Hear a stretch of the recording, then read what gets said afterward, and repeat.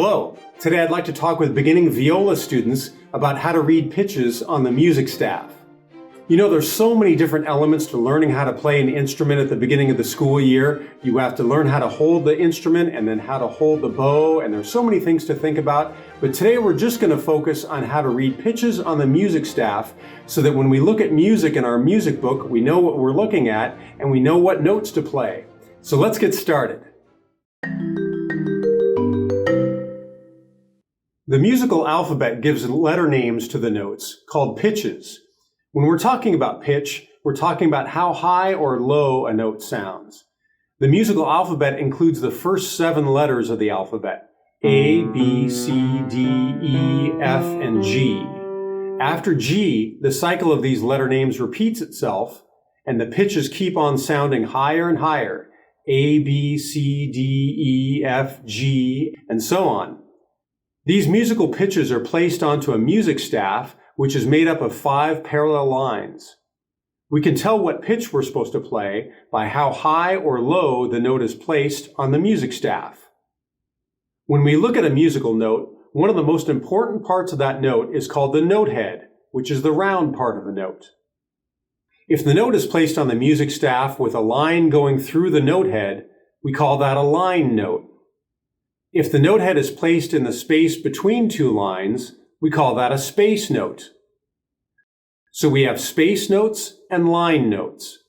But how do we know which note is an A or a B or a C? That's where the clef becomes so important. The clef indicates a certain system for where each pitch is placed on the staff. The treble clef is generally used for higher sounding instruments like violin or flute. The alto clef is for middle-ranged instruments like the viola.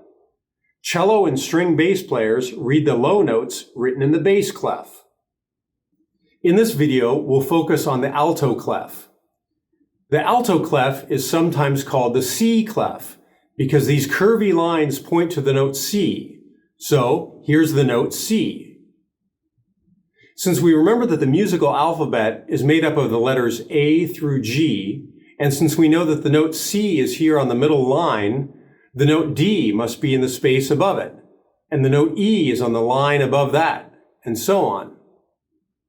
Now there's a couple little tricks to remembering the names of the line notes and the space notes on the alto clef. Let's take a look. The line notes of the alto clef are F, A, C, E, and G. To help us remember that, we can learn the phrase, fat alley cats eat garbage. Remember to count up from the bottom of the staff. Fat alley cats eat garbage, F, A, C, E, G. The space notes of the alto clef are G, B, D, and F. To help us remember that, we can learn the phrase, good beginners deserve fudge. Remember to count up from the bottom of the music staff. Good beginners deserve fudge, G, B, D, F. Now, in our beginning strings class, we won't need to remember every single one of these notes right away. And today, let's focus on some of the first notes that we'll need to be able to easily identify. And I want you to think of these notes kind of like sight words. When you were first learning how to read, you probably learned some sight words that you could easily identify. And I want to consider these notes to be the same kind of thing. So we can consider these to be like sight notes. For our open D string, the note head is placed in the 3rd space of the music staff. For our open A string, the note head is placed in the space right above the music staff. Can you test yourself to see how quickly you can identify these Ds and As that will show up on the screen?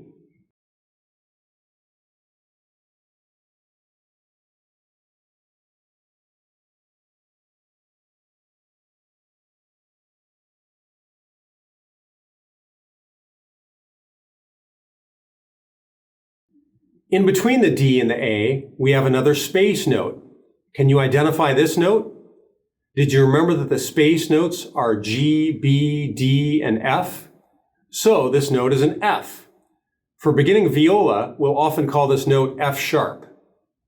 So now, can you test yourself to see how quickly you can identify these Ds and As and F sharps that will show up on the screen?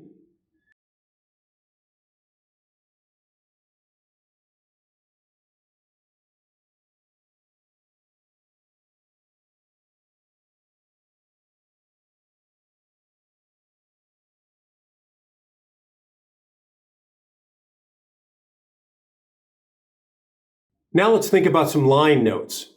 Do you remember the phrase we used to remember the names of the line notes? Fat alley cats eat garbage, for F, A, C, E, and G. So that would mean this note is an E and this note is a G. Can you test yourself to see how quickly you can identify these E's and G's that will show up on the screen?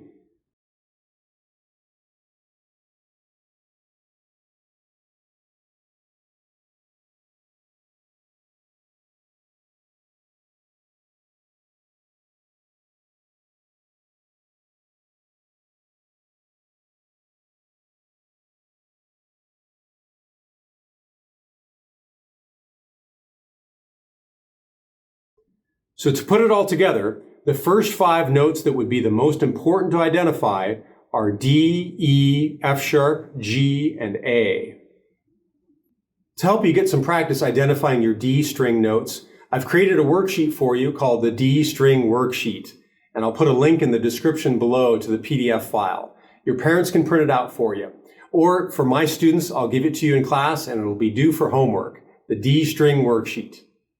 And to review everything that we've talked about in this video, I'll put a link in the description below to a PDF sheet that's just the review sheet of everything we've talked about. Now for teachers and for anyone else who might want to know, I'll put a link in the description below to the videos for the treble clef notes and for the bass clef notes as well. I hope you'll take a moment and check out the other videos I have available for you on this YouTube channel. And my hope is that these videos will be helpful, especially for beginning musicians. And best wishes to you as you get better at reading notes on the music staff, and I know you will. Thanks for watching.